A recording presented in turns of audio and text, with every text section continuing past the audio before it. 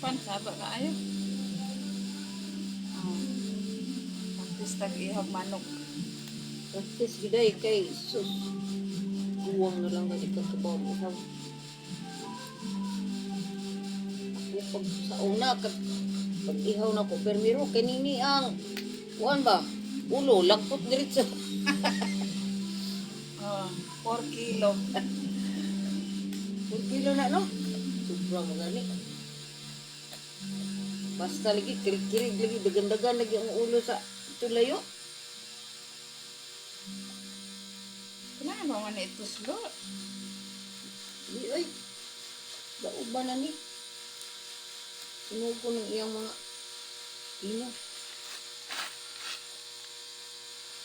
Sama din ang ilo. Easy.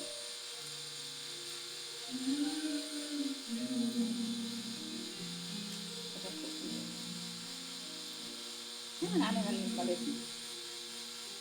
Kaya nung guman siya nga pag isa ka tuig sa una ni Glenn.